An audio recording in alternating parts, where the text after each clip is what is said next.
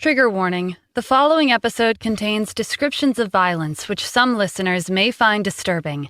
It is intended for mature audiences. Listener discretion is advised.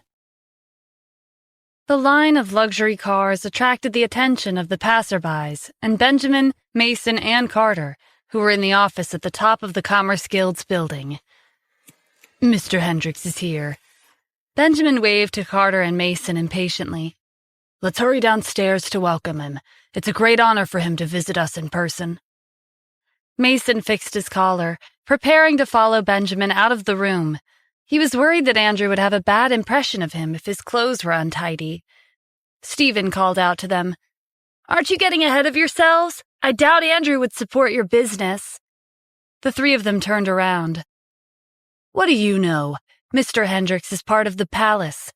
For ordinary people like you, if you knew what kind of organization the palace was, you would be scared to death just hearing the name."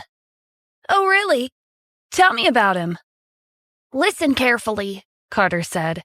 "Mr. Hendricks has a net worth of hundreds of billions. He's as rich as a nation. He could destroy an entire city's economy and set them back 30 years if he really wanted to. Many of the wealthiest families around the world have to show him respect." Stephen leaned back in his chair. "He does have an incredible background. This Mr. Hendricks sounds terrifying." "Now that you know, I doubt you would still go around parading as the Grand Palace Master. We'll be sure to tell Mr. Hendricks about this when we meet with him," Mason said. While they were caught up in their conversation with Stephen, Andrew had already gotten out of the car and went into the building with his bodyguards. Benjamin, Mason, and Carter ended their discussion and rushed out of the room. Stephen casually strode after them. They spotted Andrew standing in an imposing manner in the first-floor lobby. They hurried over and greeted him with big smiles. Benjamin began introducing himself as the CEO of the Commerce Guild, but Andrew completely ignored him and walked up to Stephen. "Mr. Adams, it's nice to see you again." Andrew's bodyguards followed suit and greeted Stephen in loud voices. Benjamin, Mason, and Carter were stunned by the shocking realization that Stephen was indeed the Grand Palace Master. "Andrew, it doesn't seem like you take my words seriously. How many times have I told you to keep a low profile when going outside? Do you not understand what I'm saying, or do you not understand what's going on?" Andrew had a puzzled expression on his face as he thought it over. "But, Mr. Adams, I've already toned it down compared to last time. This is the bare minimum required to greet you." Benjamin, Mason, and Carter glanced outside. The fleets of cars at the entrance consisted of a Rolls-Royce Phantom, Mercedes-Benz S-Class, and many Land Rovers. More than 100 people were accompanying Andrew. How was this considered to be low-key? Did Mr. Hendricks have some kind of misunderstanding about the definition of low profile? What surprised them the most was that Andrew appeared to be at a loss when Stephen questioned him, as if he was worrying that he'd done something wrong. After a moment, Andrew looked up with a newfound revelation. "Mr. Adams, I understand. When I get back, I'll switch out the Rolls-Royce Phantom with a Mercedes-Benz. That should be enough to keep a low profile, right?" Stephen heaved a sigh. "Do whatever you want." There was no getting through to him. In the eyes of an incredibly rich man like Andrew, the cheapest car that existed was a BMW. Stephen looked at Benjamin, Mason, and Carter and flashed a smile. "See, I didn't lie to you." Andrew followed Stephen's line of sight and fixed them with a glare. "So, you're the ones who were plotting against Mr. Adams." The three of them scurried in front of Stephen and lowered their heads. "Mr. Adams, we were confused by the situation, and we didn't realize your esteemed identity. We've offended you by mistake, and we're willing to accept any punishment." Now that it was confirmed that Stephen was the Grand Palace Master, they wouldn't dare to question him. It would be a futile attempt to go against him. Andrew alone could kill all of them within seconds, and he was one of the lower-ranked subordinates of the palace. "Are you willing to accept any punishment?" Stephen asked. "Yes," they answered in unison. "Then from now on, your Commerce Guild belongs to Andrew. As for the three of you, even though you've been abusing your authority in Santa Ana for many years, you were the leaders of an organization that stabilizes the city's economy. Turn over a new leaf and change the Commerce Guild for the better. Santa Ana's entire economy was under the Commerce Guild's control.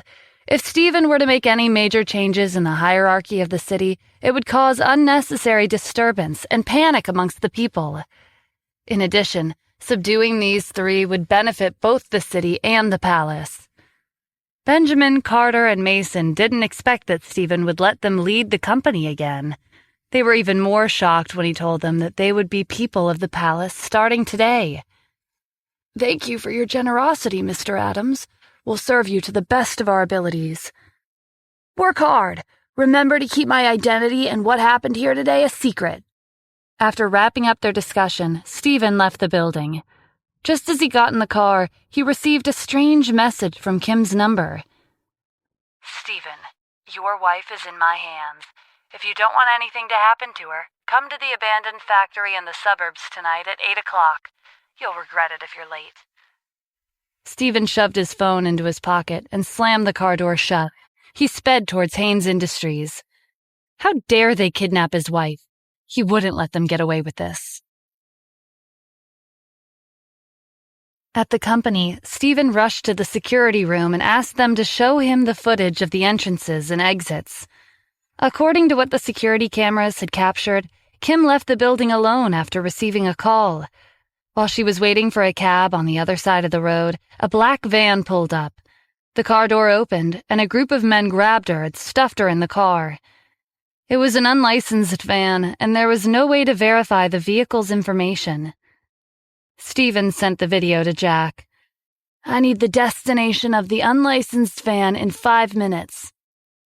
The message sent from Kim's phone had instructed Stephen to meet them at an abandoned factory at 8 o'clock, but that didn't necessarily mean that the kidnappers and Kim would be there. In less than 3 minutes, Jack sent the location of the van to Stephen. According to the security cameras, the van had driven to a remote alley. There wasn't much in the area except for an illegal gambling den. After confirming the destination, Stephen wasted no time and headed towards the gambling den alone. When he arrived at the alley, he sent a message to Kim's phone, threatening to release her unless they wanted to deal with the consequences. Stephen put his phone away and walked up to the entrance of the gambling den. The man standing guard stopped him. "Hey, you, what are you doing?" "I'm here to ruin the show." The moment Stephen finished his sentence, the man was sent flying, and the heavy metal door was kicked open. He went over to the first table he saw and shattered it with a fist. The surrounding gamblers flew into a panic and ran towards the exit. Kim was curled up in a corner. She was tied up, and a black cloth had been stuffed into her mouth. Carter's son, Corey, was enjoying a hearty meal with Benjamin's son, Mason's son, and the leader of the Santa Ana gang, Blake. Kim's phone vibrated. Corey picked it up and laughed when he read the text. "Her good-for-nothing husband is giving us a chance to send her back unharmed. He even said we won't be able to handle the consequences if we don't listen to him. Isn't that hilarious?" "He's threatening us? He doesn't know who he's dealing with," Mason's son said. "We're the family of the Commerce Guild's leaders, and with Blake on our side, we're invincible. Whoever opposes us will die." "Exactly," Benjamin's son said. "He disappeared 6 years ago, and he thinks he can just make a comeback whenever he wants. Keep dreaming." Corey was filled with anger as he recalled how Stephen had cut off Caroline's finger and presented it to him in a box. "He even touched my woman. I have to teach him a lesson."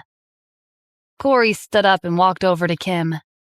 "Do you know why you're here? Your husband cut off one of my woman's fingers, so I'll be cutting off one of yours too." "I heard from my friends in Los Angeles that Kim's really pretty," Benjamin's son called out. "Wouldn't it be a waste to harm her just like that?" Corey looked over. "Are you saying you want to?" "Yes. Why don't you let us have a taste of her first? It won't be too late to cut off her finger afterward." Mason's son applauded him for this genius idea. "That's brilliant. I have another idea. Wouldn't it be more exciting if we captured that trash, Stephen, when he comes? After that, we'll take turns enjoying his beautiful wife in front of him." Corey and Benjamin's son immediately agreed. Blake laughed from the side.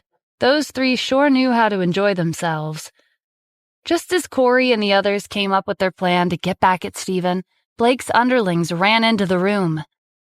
"Someone barged in here and made a mess of the tables."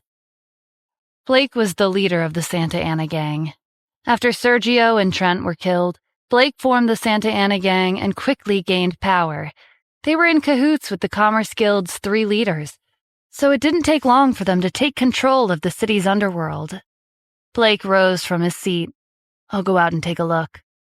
Corey, Benjamin's son, and Mason's son didn't move to follow him.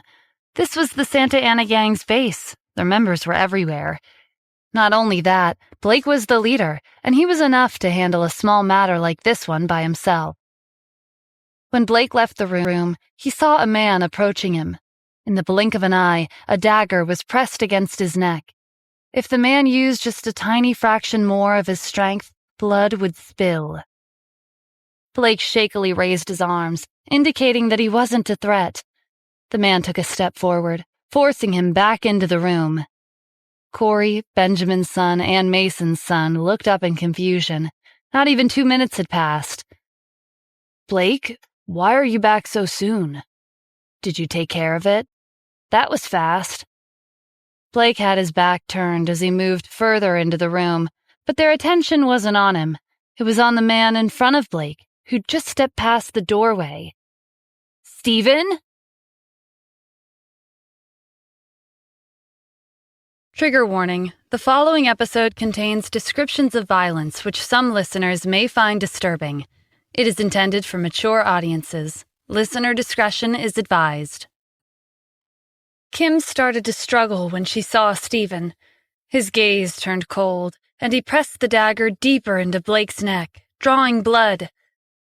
"Calm down," Blake said desperately. "She's not hurt." Stephen shot him a glare before kicking him away and heading over to Kim's side. With 2 slashes of his dagger, the rope was cut. He removed the cloth from her mouth. "Kim, are you okay?" Kim managed a nod. She was relieved to see him. Corey glanced at Blake on the floor in disappointment. "What's wrong with you? You couldn't even deal with a small fry like him." The dignified leader of the Santa Ana gang losing to a freeloader husband. What a joke, Mason's son said.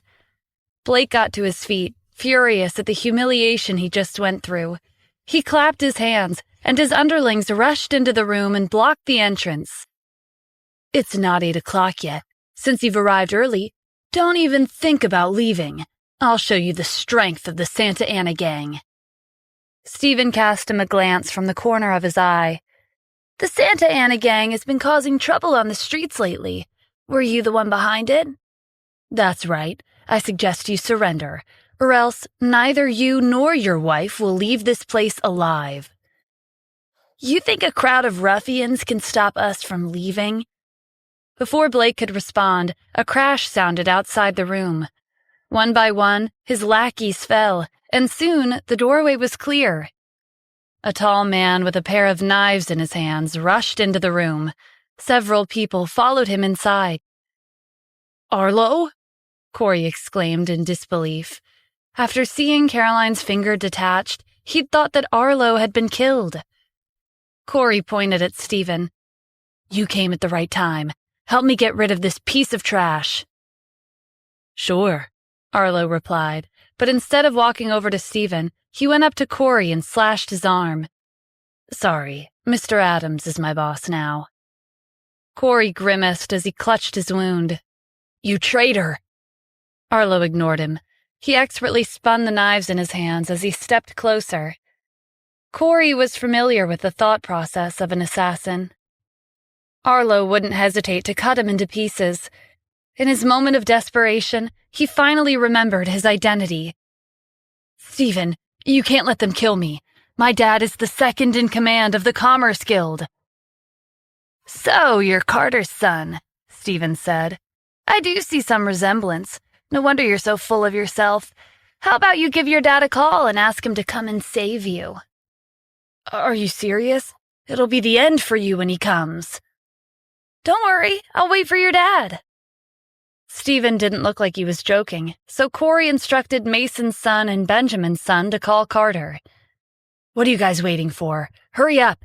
If I get hurt here, my dad won't let either of you go. The two of them started panicking and quickly gave Carter a call. What did you say? Someone's threatening my son? After hearing something like that, how could Carter sit still? He rushed to the gambling den and saw Corey backed into a corner. What's going on here? Corey pointed at Stephen. He's the one behind this. Carter turned to look. Who would dare? The words died on his tongue the instant he saw Stephen. He subconsciously felt the urge to greet him respectfully, but the look in Stephen's eyes stopped him. Besides remembering that Stephen had warned him not to expose his identity, he realized that Corey had offended the Grand Palace Master. That useless son of his. Corey was confused when Carter stood in silence. Dad, what are you... Before he could finish his sentence, Carter slapped him across the face. Get on your knees. Without another word, Corey kneeled on the floor. Carter hurried over to Stephen and lowered his head. Mr. Adams, I apologize for the trouble my son has caused you. I'll discipline him when we get back. Stephen's gaze bore into him. I don't want to see your son or the other two behind him again. As for the Santa Ana gang, your Commerce Guild should know how to handle them, right? I understand, Mr. Adams. Carter held his breath and stayed in that position until Stephen left the room with his wife. Corey, we're going home. You'd better be prepared for the consequences of what you did today. Where did you get the idea to kidnap Mr. Adams' wife? Carter turned to Benjamin and Mason's sons. You two had better prepare yourselves as well. Who exactly is he? He's famous for being a freeloader in Los Angeles. Why are you so scared? Mr. Adams is someone who can annihilate the Commerce Guild with only a few words. You three dug your grave the moment you targeted his wife. By the time Stephen drove Kim back to the Haynes family's house, the Wyvern Group's events had already ended. Gordon and Mavis had returned home, and they were thrilled to have attended such an important event. However, everyone's expressions darkened upon hearing of Kim's kidnapping. It's obvious they're targeting the Haynes family, Gordon said. It was only this morning when Mr. Lucero delivered the invitation, and right after, Mr. Carter's son, Corey, kidnapped Kim. Looks like this was a warning from the Commerce Guild. That may be true, but we have the support of the Wyvern Group now. Mr. Lucero acquired the company without notifying the Commerce Guild. With him on our side, what is there to be afraid of?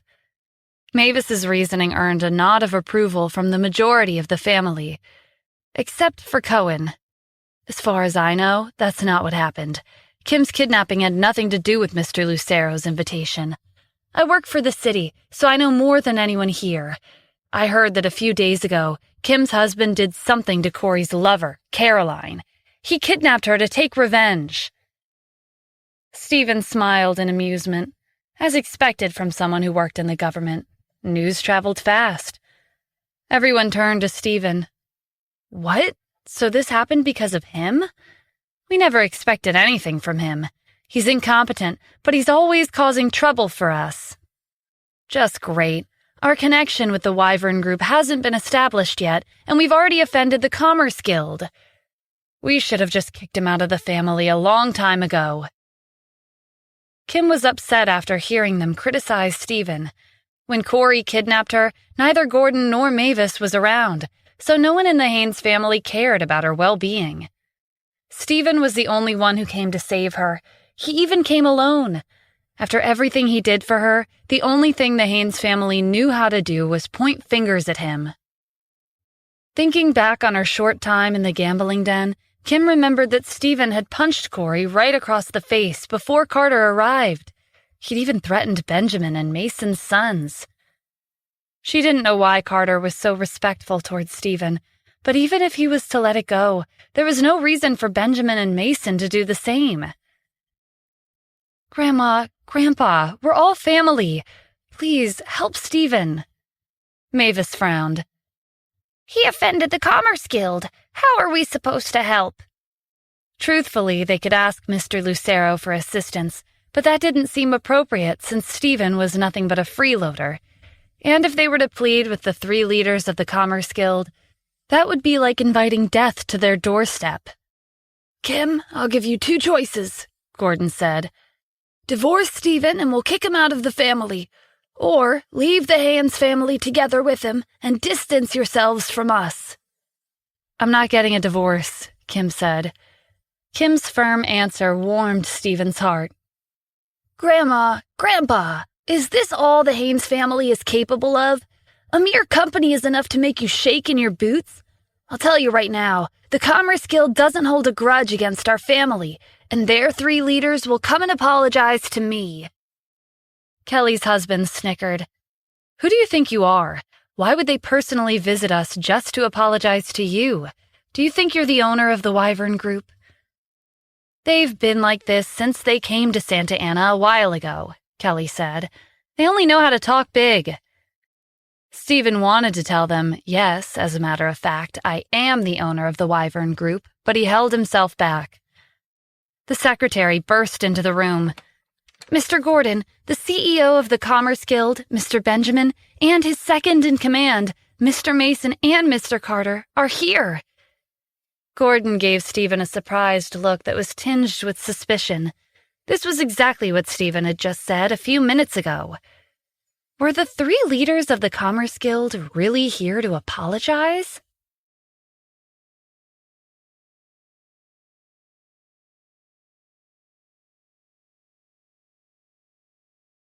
They're not here to apologize, Cohen said. Think carefully. Mr. Carter's son may have kidnapped Kim, but he did it because of Stephen. Does it make sense for not one, but all 3 of them to come and apologize to someone who's barely a member of our family? He has a point, Kelly's husband said. Considering what's happened so far, they're here to denounce us.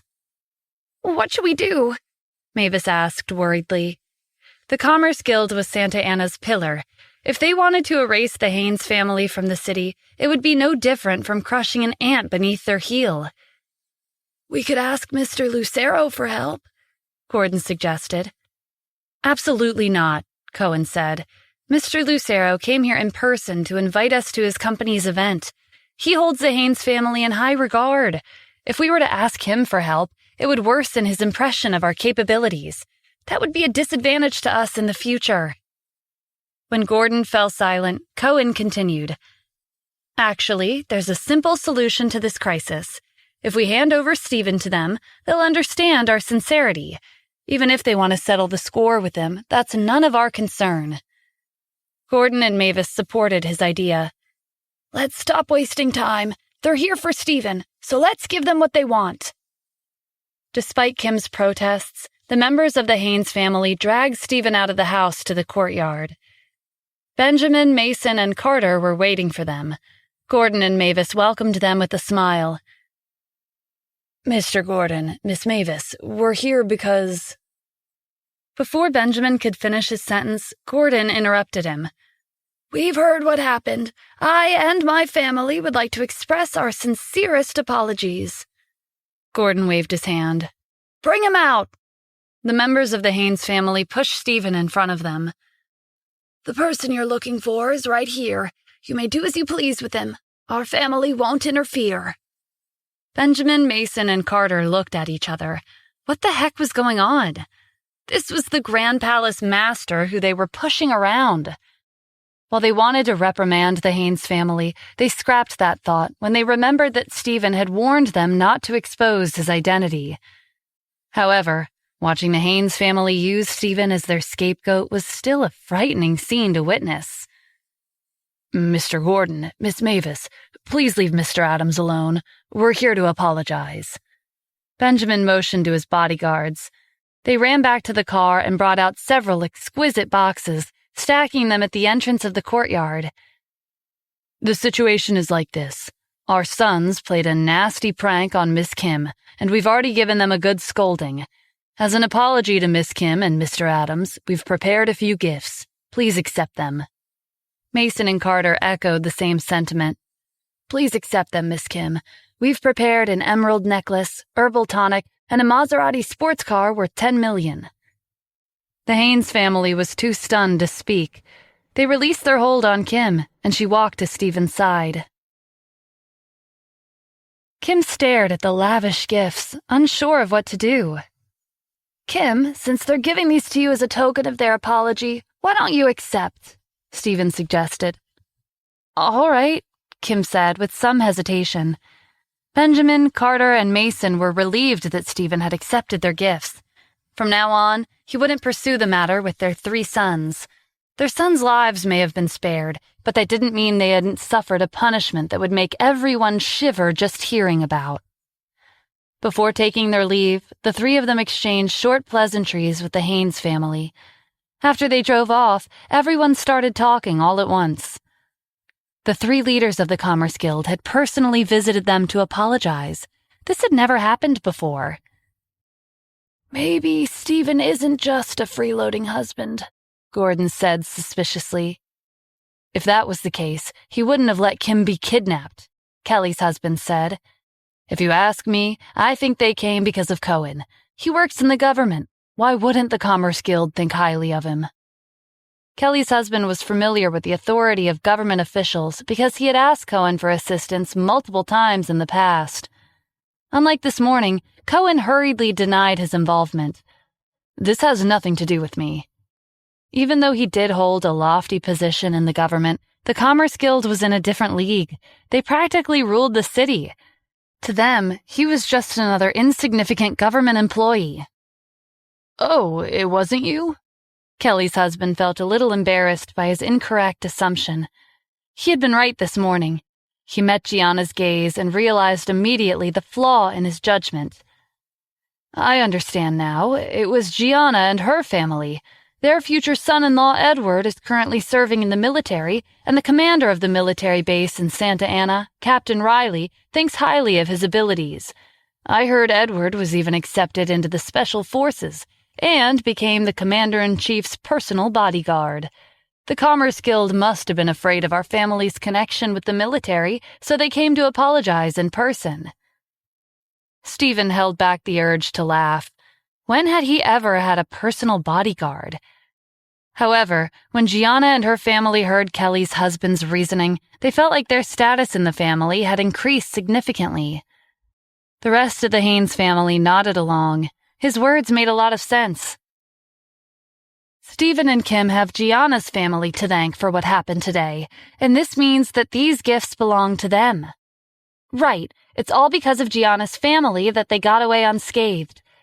Gianna's son-in-law sure is competent for his young age. Kim was astonished by how quickly the Haynes family had changed their minds and spun the situation in their favor. Benjamin, Mason, and Carter had specifically stated that these gifts were for her and Stephen as an apology. Gianna's daughter was smug about the fact that Edward was her boyfriend. She acted like she was the star of today's show. When she was about to pick up one of the gift boxes, Stephen interjected. "Everyone heard that these gifts are for Kim. If I tell the Commerce Guild that you guys stole the gifts from her, how do you think they'll react?" Gianna's daughter paused and withdrew her hand. It was clear that Stephen's warning had scared her.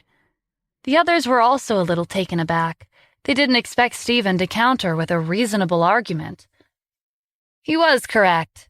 Benjamin, Carter, and Mason had declared that these gifts were for Kim and Stephen. No one else had the right to take them away. Gianna's daughter stared at the gifts with longing in her eyes. Each and every one of them was priceless.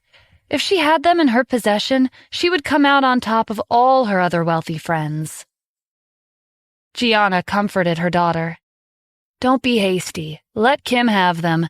Sooner or later, they'll fall into our hands. Edward is our trump card, remember?" Gianna's daughter reluctantly gave in. Stephen's satisfied smile infuriated the Haynes family, but they could only ask the mansion staff to load the expensive gifts and transport them to the Riverview Villa. No one in the family said anything as they watched the gifts disappear from their courtyard. But Gianna's husband couldn't take this lying down. "Our family was the Wyvern Group's VIP guest, and even the 3 leaders of the Commerce Guild came to apologize to us. What's more, Kim is the vice president of our company. Therefore, it's a disgrace for someone like Steven to be her husband. He may not be as well known in Santa Ana as in Los Angeles, but if this were to get out, what do you think would happen to our family's reputation?" Steven narrowed his eyes. "So what do you want? Are you telling me to divorce Kim?" Of course not. From Kim's attitude just now, Gianna's husband was aware of how difficult it would be to get them to divorce. That was why he'd come up with another idea. "All I'm saying is that, as her husband, you should at least be able to match up to her. I know that's hard for you to do, but you should at least have a proper job." Mavis voiced her agreement.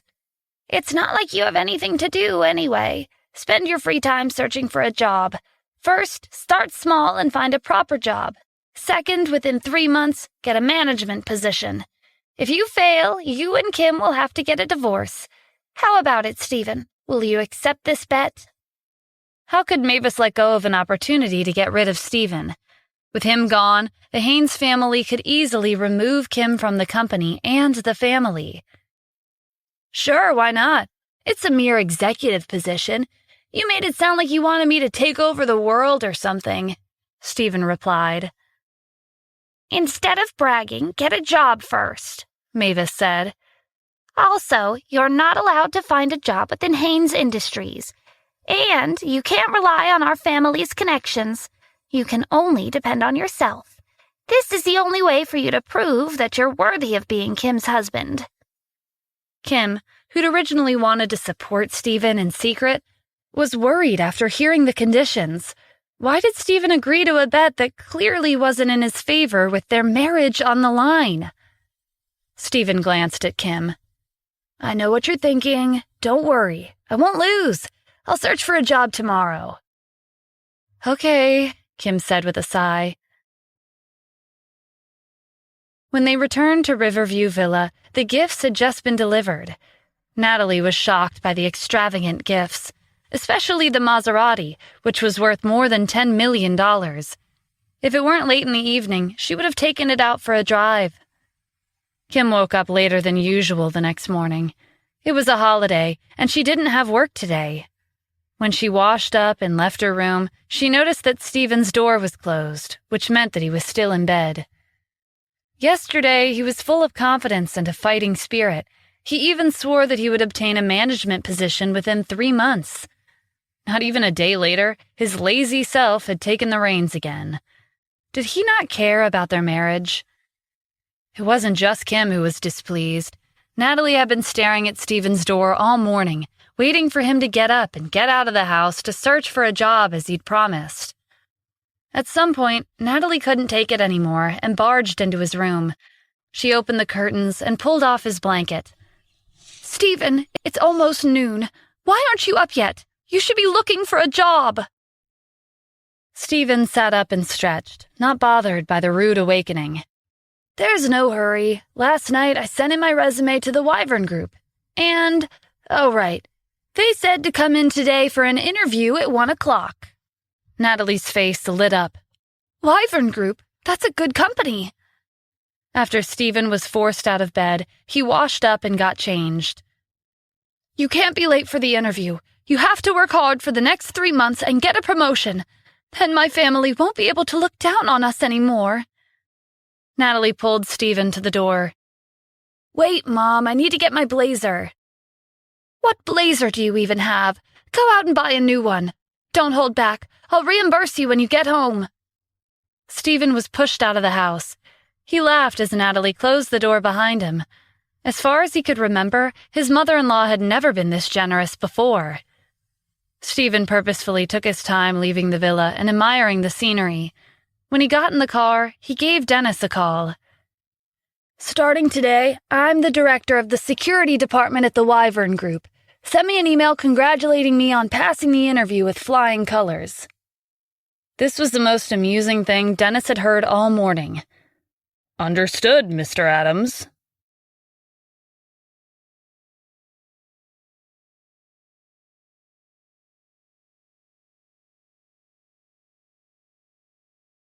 In a few minutes, Stephen received an email from the HR department at the Wyvern Group. He looked over the message and decided to call it a day. He started the car and drove to a tailor shop to purchase a suit and blazer. After changing his clothes, he drove back home. Kim was surprised to see Stephen walking through the door at 1:30 p.m. It hadn't even been 2 hours since he left the house. Why did he feel so unreliable? Did the interview end that fast? Natalie came out of the kitchen. He definitely failed. She looked regretful as she glanced at his suit. You spent a lot of money on that, didn't you? Not really. I don't have much money. It was only $1,000, Stephen said. What? Natalie subconsciously raised her voice. $1,000? You failed the interview and even wasted that much? Mom, calm down, Kim said. Stephen crossed his arms. Who said I failed the interview? When did I say that? Kim had her doubts. Did you pass? Stephen took out his phone and opened the email from the Wyvern Group. Here, take a look. Hello, Mr. Adams. Congratulations on passing the interview with the Wyvern Group. Starting tomorrow, you will officially assume the position of the Director of the Security Department. When Kim saw the sign representing the Wyvern Group in the email, her smile blossomed like a flower. Stephen, you really passed the interview? Of course. Who do you think I am? Natalie looked over Kim's shoulder and skimmed the email. I thought you were interviewing for a higher position, but you interviewed to become a security guard? How are you planning to get promoted to a management position within 3 months? Mom, look carefully. This isn't an ordinary security guard position. It's the Wyvern Group's one and only Director of the Security Department. It is a management position. Stephen emphasized the words Wyvern Group on purpose. Regardless of his position, the Wyvern Group was an esteemed company in Santa Ana. Even to wealthy families, the lowest-ranked positions could be worth bragging about. That was enough to convince Natalie. Her expression became softer, and she gave him one of her rare praises. Kim was especially happy. She took Stephen to the mall and picked out a few outfits that he could wear to work tomorrow. The next day, Stephen changed into the clothes that Kim had bought for him and drove her to work in the Maserati from the Commerce Guild. Afterward, he drove to the Wyvern Group to report for his first day of work as the Director of the Security Department. Although the salary of the Wyvern Group's employees was among the highest in the city, a majority of them drove a BMW, Mercedes-Benz, or Audi to work. Stephen was the only one who arrived in a $10 million sports car. His car attracted the attention of all the employees. Their gazes trailed after him as he stepped out of the car and walked to the security department to change into his uniform. The new director of the security department drove a Maserati to work. Do you think he's one of those rich brats who goes around showing off their wealth at the workplace? Maybe he's not actually that rich. Anyone could drive an expensive car and pretend to be wealthy. The entire company was in an uproar, including the security department. One of the security guards in the office pointed at Stephen from the window. Look at him. Our new director drove a Maserati to work. He looks so weak. What qualifications does he have to become our boss? The assistant director of the security department, Tony, frowned as he watched Stephen enter the building. When the previous director resigned, there was a high chance for him to be promoted. But who would have thought that a rich brat would appear out of nowhere and take the position? He was even showing off his wealth by driving an expensive sports car to work. We'll show him who's really in charge. 10 minutes later, Stephen walked into the security office. 2 security guards were already there. Good morning, I'm Stephen Adams, the new director of the security department. It's nice to meet you both. You must be the assistant director, Tony. Please ask everyone to come so we can get to know each other. Tony didn't move. The other security guard noticed the tense atmosphere and tried to smooth things over. I'll get them. Before he could leave, Tony stopped him. Since when were you in charge of the security department?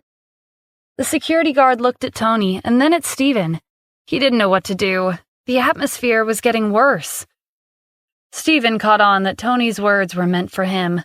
Tony didn't acknowledge him as the new director. Then please tell us how to proceed from here. I'm sorry, but I can't make that decision. Only you, the director, have the authority to gather the staff. The results will be different if I were to personally gather them. Stephen walked up to the desk and slammed the side of his hand on the surface. Nothing happened. Tony smirked. Is that all you've got? Stephen didn't reply. He turned around and left the office. When the door closed behind him, the corner of the table broke off and fell to the floor. It had been cleanly severed, as if it had been cut by a saw. Tony's eyes widened. The Wyvern Group was a big company, and every security guard that had been hired was at the top of their field. Tony was a retired soldier who used to serve in the Special Forces. He had once been invincible on the battlefields abroad. But even for him, it would be impossible to break the table so cleanly with a single strike. It seemed like the new director's identity wasn't as simple as a rich brat. Tony realized that his arrogance was inappropriate and ran out of his office to chase after Stephen. Mr. Adams, gathering everyone in the department is a small task. How could I bother you to take care of it yourself? I'll get everyone together. Seeing the passionate look on Tony's face, Stephen knew that he'd succeeded in demonstrating his abilities. Not long after, all of the security guards in the department were gathered in the office. Let me introduce you. This is Stephen Adams, our new director. Tony's attitude had become much more courteous after the earlier incident. Many of the security guards had seen Stephen in the morning when he came to work in a Maserati. Tony was treating him respectfully, but many of them couldn't accept Stephen as their new boss. Maybe Tony was being polite to him because of his family background. Was there some kind of mistake? Why did the HR department choose a brat like him to lead us? Look at his build. He's so scrawny. I'm afraid that if I'm not careful, I'll crush him with a single fist. Did you take on this position for fun? Stop wasting your time. The Wyvern Group security department isn't a place for you. The group of security guards continued to criticize Stephen to his face, similar to what Tony had done earlier. Tony didn't stop them.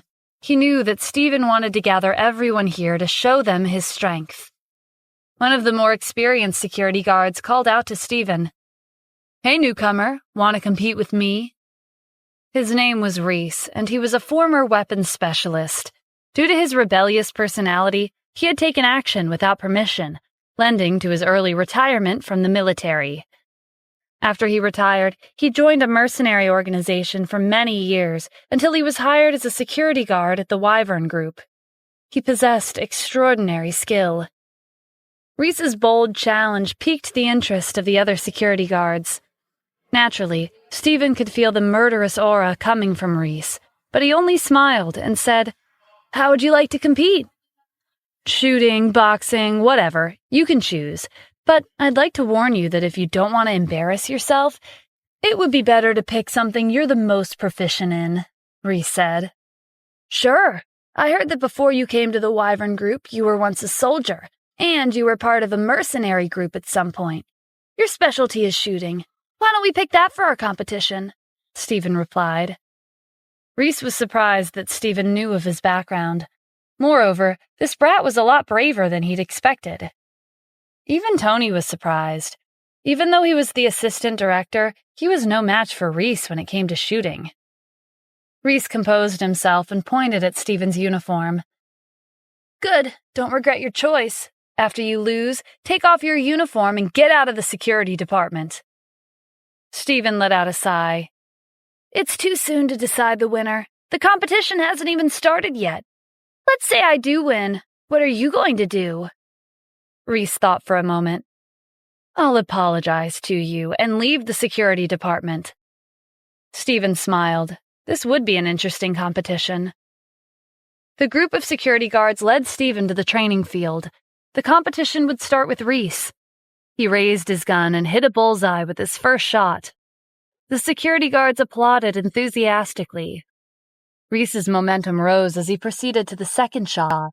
Another bullet hit the target. The applause grew louder. To the security guards, Reese was an undefeated expert when it came to firearms. For the last shot, Reese wanted to show off and crush Stephen completely. He wrapped a black cloth around his eyes. The security guards whispered to each other. Is he really going to shoot while being blindfolded? He's really talented. I guess only someone like Reese can hit a target without looking. Reese picked up his gun and pointed it at the target. He pressed on the trigger, and bam, another bullseye. The security guards had seen this coming, but it was still surprising because it was an amazing achievement. Tony glanced at Stephen. He was curious as to whether he would be able to beat Reese or not.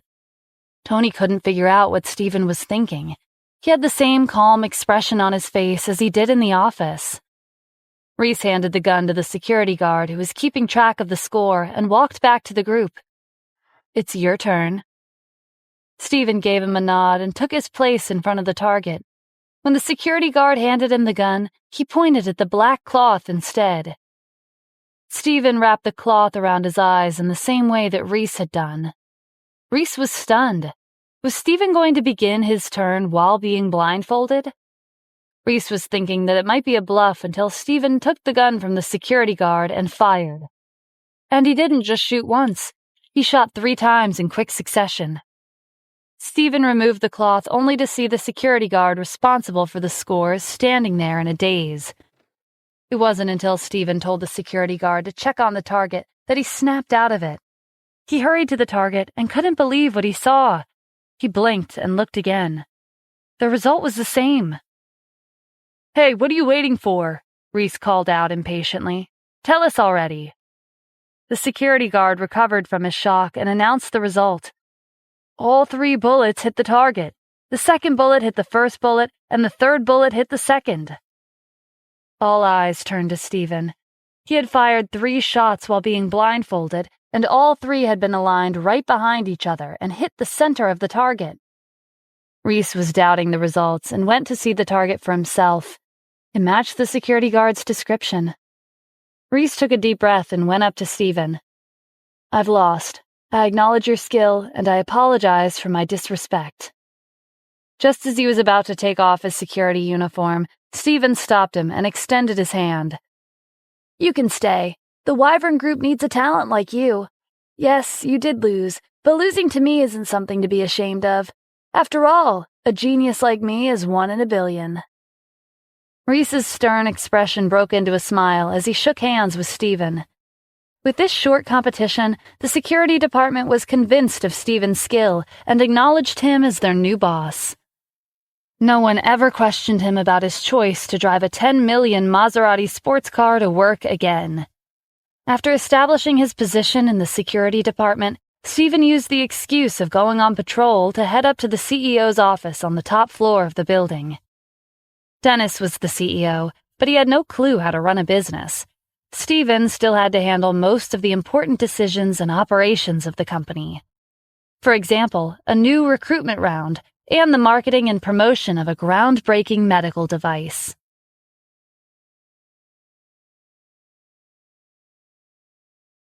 It was almost noon, and Dennis was sitting in the CEO's office with his legs propped up on the desk.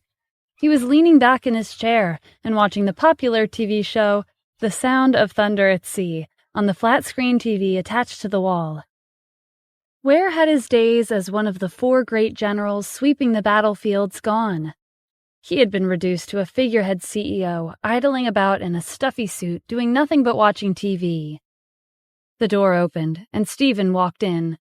Dennis took his legs off the desk and jumped out of his seat. He rushed over with a wide smile. Mr. Adams, you're finally here. Dennis was trying to hide his anticipation as best he could, but it seemed like he didn't do a good job, because Stephen took one look at him and asked, Are you bored, Dennis? Letting Dennis, who had no interest in business, sit around could be considered a type of torture. Of course not. Dennis sat Stephen on the couch and asked impatiently, What's our next move? First, you should relax. Second, I've decided to issue a recruitment notice. We'll be hiring a vice president, director of finance, legal advisor, and other major department heads. Our goal is to weed out corruption in the company. Lucas and the 3 leaders from the Commerce Guild were in control for a long time. Because of them, our company's finances are short. We'll need to find a solution. Mr. Adams, that's a great idea, Dennis said excitedly. If we hire a vice president, I won't have to do anything, and I can leave everything to them. That's why we have to be careful when choosing the right candidate for the job. Whether it's talent or personality, they have to be competent in all areas. Their annual salary can be a little higher. I believe there will be many applicants. I'll personally conduct the interview and select the best candidate. After all, your assistant must be capable. Thank you, Mr. Adams. I knew you cared about me. Dennis's days of watching TV in a stuffy suit were soon to be over. If the enemy of the 4 great generals witnessed Dennis, who was a fearsome opponent on the battlefield, acting reserved in front of Stephen, their jaws would drop. You can assign the HR department the task of arranging the recruitment process. By the way, how has Noah been doing since he returned to the company? For the first few days, he was passionate and full of energy, but recently he seems to be in low spirits. I wonder if something happened to his family. I see. Stephen thought for a moment. Okay, I'll take care of it. He knew his closest friends, Richard and Noah, very well. They'd both led a similar hard-working life in the past. They even fell deeply for a woman, gave them everything, and never asked for anything in return. But this love would eventually tie them down. One had even lost their life because of it. Richard's life had been ruined because of Caroline, and Noah's life had been ruined because of Mary. After the meeting with the upper management staff last time, Stephen kicked Max out of the company. Mary, who'd been openly committing adultery with Max, was annoyed that he was no longer paying attention to her. Dennis said that Noah was in low spirits lately. The only person who could ruin his mood was Mary. But if Stephen asked Noah straight up, he would defend her. Therefore, Stephen decided to investigate in secret. After getting the full picture, he would try and talk Noah into getting a divorce. After wrapping up his discussion with Dennis, Stephen paid a visit to the Research and Development Department. Instead of going in, he watched from outside the glass windows. Like Dennis had said, Noah was working hard, but from time to time, he would sigh and look sullen. Stephen waited in Dennis's car for Noah to get off work. At 5:10 p.m., Noah exited the building and walked to his car.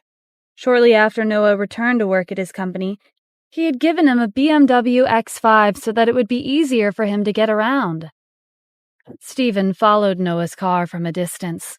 When Noah arrived home, Mary, who was dressed up as usual, came strolling out of the house. She stopped in front of the driver's seat and held out her hand. Give me the car keys. Noah's face darkened. Are you going to see that man again? Mary immediately started acting defensively. What man? I've been married to you for so many years, and I've suffered so much. Have I experienced good fortune at all? Even Max left me. And right now, someone's threatening me, so I have no choice but to go look for him. Not only are you not helping me, but you're also actually accusing me. What did I do in a previous life for me to suffer so much in this life? Tears ran down Mary's cheeks. She was very good at acting, but Stephen had seen it all. She may be crying, but there was no sorrow in her eyes. Noah's heart softened at Mary's tears. He gave her the car keys. Okay, I was wrong. Don't cry. It's all my fault that I'm useless. Don't worry, Mary. I'll help you get rid of him. Mary wiped her tears with a tissue she'd prepared beforehand. She was careful not to ruin her makeup. You? Get rid of him? And how exactly are you planning to help? If you must know, he's much richer than us. It wasn't easy for you to get your job back at the Wyvern Group. They even gave you a BMW X5 for free. If you offend him, he can make you lose your job in an instant, and you'll be one of those beggars on the streets tomorrow. Do you really want to lose everything you've achieved so far? Noah was stunned by her sudden change in attitude. He could never win against Mary. Not 6 years ago, and not now either. Regardless of how much Mary flirted around outside, whether it was in secret or right in front of him, he had always forgiven her. Noah could only sigh as he watched Mary get in the car and drive off. Stephen gave Jack a call. Keep an eye on Mary's location. Sometime later, Mary arrived at a hotel. A man came out and got in the passenger seat. He closed the car door and wrapped his arm around Mary's waist. "Darling, give me a kiss." "Don't." Mary pushed him away. "Cole, I'm driving. It's dangerous." "If you pull over, then it won't be dangerous anymore, right?" Cole buried his face in Mary's shoulder. Stephen watched the BMW steer off course. Instead of following a straight path, it swerved and almost crashed into the railing on the roadside. They must really want to get into an accident. Stephen was aware of what Mary and the man were doing inside the car. When he first purchased the BMW, he took precautions and installed a camera inside the car. He could connect his phone to the footage at any time. His goal was to ensure Noah's safety until his life became more stable. After the situation with Richard, and with how much Noah had endured for the past 6 years, Stephen was afraid that something might happen to him.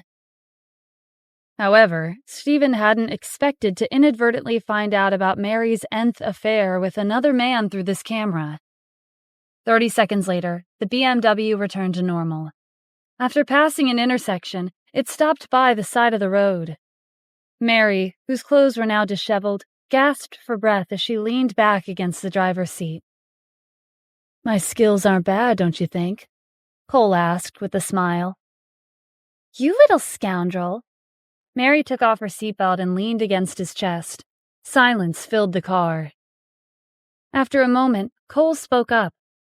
"Does your husband not care about us?" "Who cares what he thinks? I told him you're from a rich and powerful family, and that if he were to go against you, he would get fired and live on the streets tomorrow. That was all it took to scare him. He let me drive off without a word." Cole laughed brazenly. "You're so clever, darling. I heard your husband works for the Wyvern Group and that he has an annual salary of $1 million. Is that true?" Mary tapped the dashboard. "Mr. Adams from the Wyvern Group gave him this BMW. I don't know how either of them got their jobs back." "That's perfect.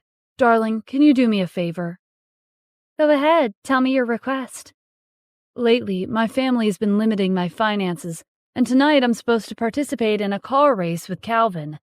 It's embarrassing to say this, but I don't have enough money for the bet, so—" Without waiting for Cole to finish, Mary cut in. "Okay, how much do you want?" Cole held up one finger. "Not much, just $1 million. $1 million? Mary hesitated before taking out her phone and calling Noah. "Hi, hubby. I just had a showdown with that man I told you about. I resisted with all my might and didn't let him touch me. I protected my innocence, but he told me that he wouldn't leave me alone unless I gave him $1 million. If I give him the money, he'll leave and won't bother me again." After a long silence, Noah's voice sounded from the other end of the line. "Okay, tell him I'll prepare the money. Wait for my message." Mary smiled smugly when the call ended. "It's done." Cole was skeptical. "Are you sure your husband has $1 million? "Don't worry. Even if he doesn't, he'll do everything he can to get it. That piece of trash loves me the most. We just need to wait patiently for him to wire the money into my account." 5 minutes later, Stephen's phone rang. It was Dennis. "Mr. Adams, Noah called and asked me to lend him $1 million. Should I accept?" "Call Annika and tell her to transfer $1 million from the finance department." Noah had called Dennis without much hope, but to his surprise, his request was accepted. Noah transferred the money to Mary's bank account. Mary received a message from her bank. She showed Cole her phone. "See that? $1 million. "Wow, he really did transfer you the money. Even though he's a useless husband, he has been used as our ATM. "That's right. As long as you make me happy, I'll give you as much money as you want." "You promised," Cole said. The two of them had another round in the car. When it was over, they switched places. Cole drove to a race car track on the outskirts of the city.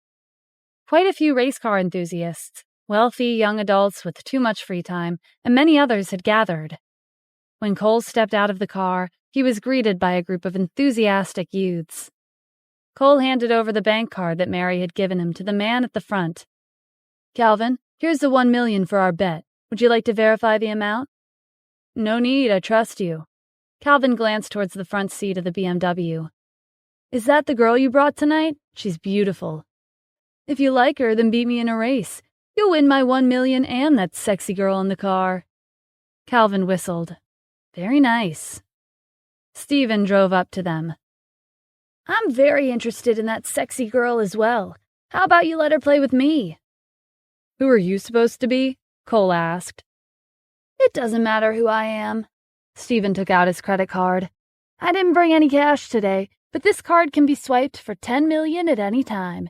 If you don't believe me, you can go ahead and check. Calvin instructed a girl nearby to confirm Stephen's card. She sat on the ground and took out a laptop from her backpack. The girl took the card and keyed in lines of code. He's telling the truth. He can swipe this card for 10 million whenever he wants. It also has a limit of 100 million. The following episode contains descriptions of violence which some listeners may find disturbing. It is intended for mature audiences. Listener discretion is advised. The girl who was investigating Stephen's credit card was a computer expert. She could even hack into the bank's security system without leaving a trace. Cole, Calvin, and the others nearby believed her when she said that Stephen's credit card had a limit of 100 million. They turned to Stephen as he got out of the car and scrutinized him. His clothes and shoes were ordinary, and their total worth wasn't even close to $1,000. Even his car was nothing special. Maybe he's hiding his wealth. I heard it's a trend these days to be low-key, Cole said. Calvin frowned. But he looks way too ordinary. Despite their doubts, neither of them acted rashly. Stephen's credit card had a limit of 100 million. Not just anybody could achieve that. Mary got out of the car and stood next to Cole. She was surprised to see Stephen. What are you doing here? Why can't I be here? Are you guys the only ones allowed to race? You know him? Cole asked. Of course I do. He's Stephen Adams, the previous owner of the Wyvern Group. He went missing 6 years ago, and his company merged with the Klein Group. That's when my useless husband stayed at home all day and almost made us starve to death. I heard that Stephen married into the Cassidy family in Los Angeles, and they don't think too much of him. A few days ago, he came looking for my husband, probably to ask him for money. Calvin, Cole, and the others relaxed. They would be fine as long as Stephen wasn't a low-key, wealthy, and influential individual. And I thought he was some big shot, Calvin said. So he's a freeloading husband. That 1 million credit card must be from his wife.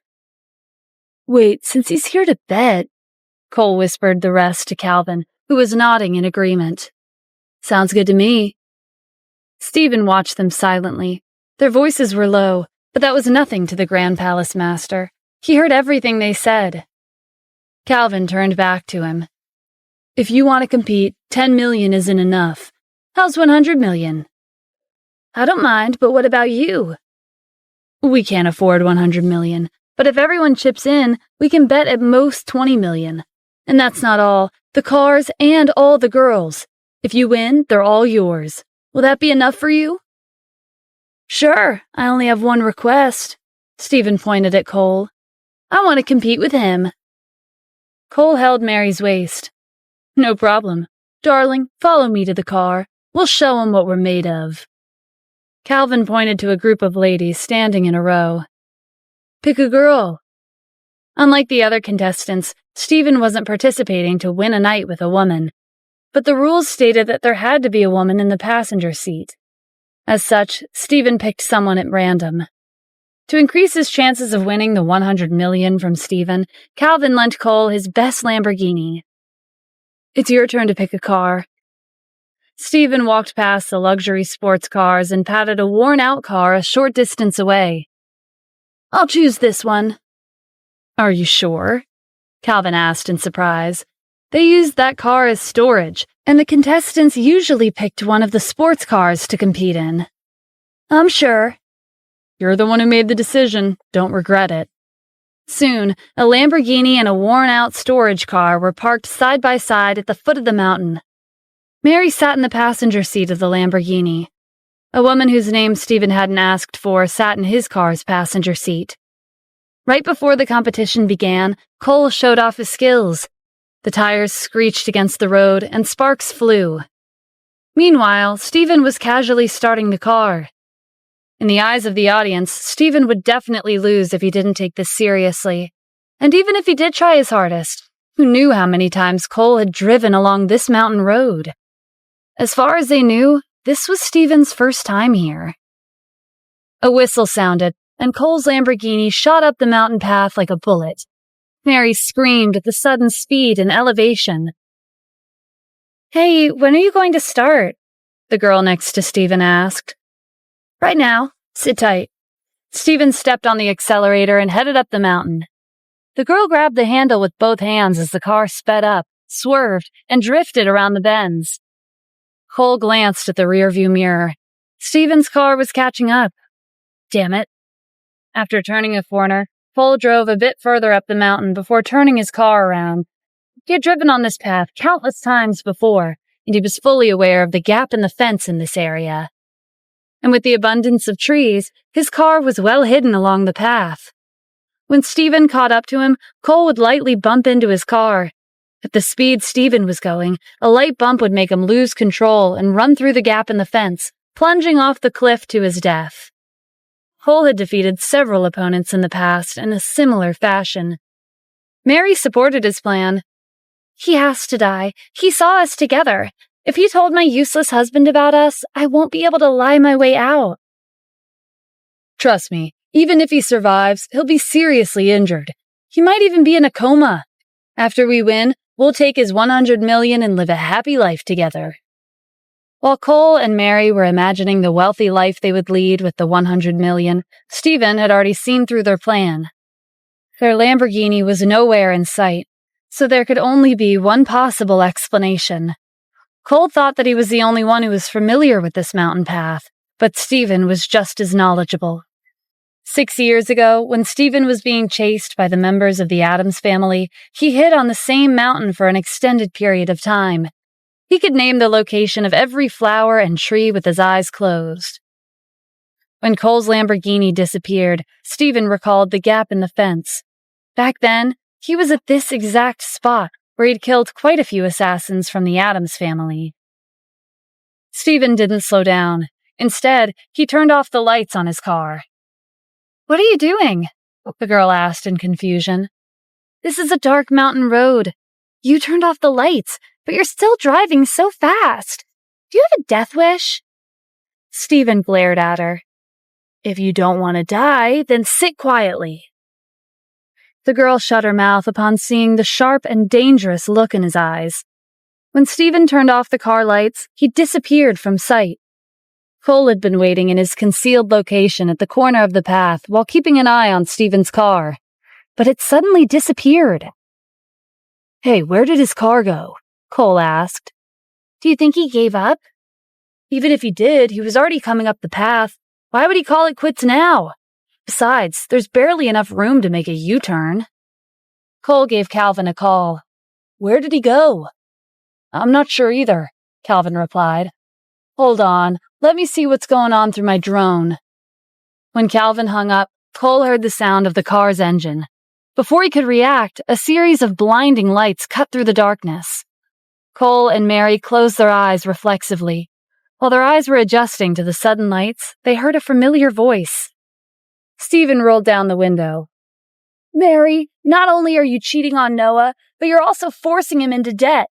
You two are afraid that I'll expose your relationship, so you wanted to crash into my car and make me fall off the cliff." "How did you know about that?" Mary asked nervously. "Forget it, Mary," Cole said. He squinted and stepped on the accelerator. "Even if he figured it out, there's nothing he can do about it now." Stephen had predicted the moment that Cole would try to ram into his car and push him off the cliff. He'd already taken action before Cole made his move. Stephen turned the steering wheel and made a U-turn just as Cole stepped on the gas. Cole couldn't stop in time. With Stephen's car no longer in front of him, his car drove off the cliff and plummeted into the wilderness below. Calvin's drone captured the incident. "Is he crazy?" Cole's car just drove off the side of the road, but he's coming back down the mountain as if nothing happened. Calvin motioned to the crowd. When he's back, tie him up. We'll make him pay for killing Cole. The girl sitting in the passenger seat of Stephen's car had watched the entire scene play out in front of her.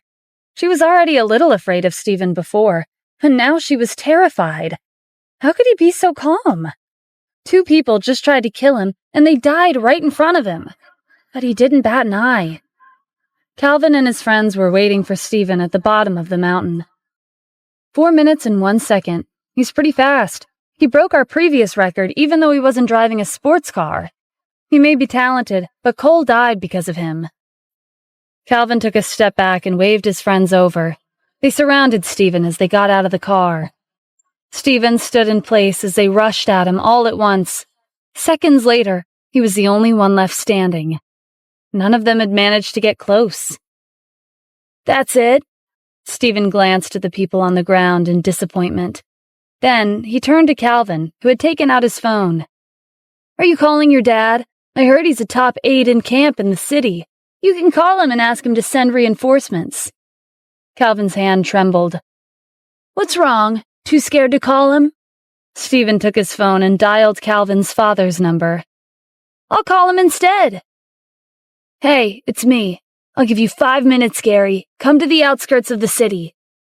With that, Stephen hung up. Calvin's father, Gary, was a military aide.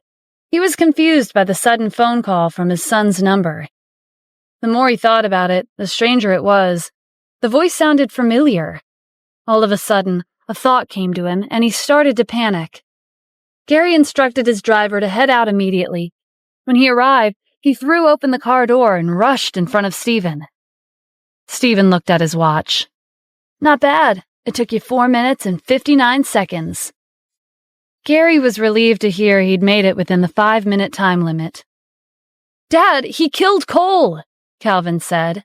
Shouldn't you arrest him? Gary looked around and instantly understood the situation. It was obvious that this group had been racing illegally on the mountain path. But putting that aside, his son wanted him to arrest Stephen? Did he know how terrifying Stephen was? Gary was disappointed in his son. Apologize to Mr. Adams, now. What are you talking about? You want me to apologize to a murderer? Gary ignored him. His son was a lost cause. Mr. Adams, it's my fault for not teaching my son correctly. Please, spare his life. If you want him to be punished, please let me know. Calvin was in disbelief. Why are you pleading with him? Be quiet. If you want to live, then apologize to Mr. Adams. Gary wanted nothing more than to slap his mouth shut. Stephen was the commander-in-chief, and he would never go around killing innocent civilians. Cole colluded with my friend's wife to get me killed because I found out about their relationship, Stephen said. They were planning on pushing my car off the cliff. If someone comes at me with the intention to kill, shouldn't I avoid them? As for your son, I don't want to see him again.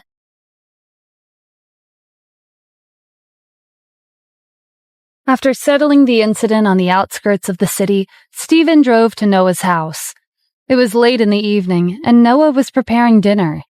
Even though Mary wasn't home, he had set aside a portion for her in an insulated lunchbox. When Stephen rang the doorbell, Noah greeted him with a warm smile and ushered him inside. They took a seat at the dining table. Mr. Adams, why are you here so late? Have you eaten yet? I just cooked dinner. You're welcome to join me. I'm fine, thanks for offering. I'm here because I have something to tell you. What is it? It's about Mary. Stephen played a video on his phone. It was footage of Mary and Cole from Noah's BMW. Out of consideration for his friend, Stephen had left the key conversations and cut out the more intimate scenes. Noah's expression darkened the more he watched. After everything I've done for her, I've worked so hard for the past 6 years, and there's barely any money in my account. It's all because of her. Noah slammed his fork on the table and took out his phone. I have to ask her for myself and get an explanation. Forget it. Mary's dead. Noah's eyes widened. Dead? What are you talking about? Stephen briefly explained the incident on the mountain. Noah was silent for a long time. She and the man in that video tried to kill you. It's unfortunate, but she deserved what happened to her. Noah, someone like Mary wasn't worthy of you or your love. You gave her everything and asked for nothing in return, but she still chose to betray you and ruin your life. But things are different now. There's no one tying you down. Live for yourself. Unlike before, there are many people around you now that you've gotten your job back at the Wyvern Group. Who knows? Maybe you'll meet someone you truly love. Noah sighed. Yes, you're right. I've wasted most of my youth because of her, but now I'm free. Thank you for telling me this, Stephen. For the next few days, Stephen observed Noah at work.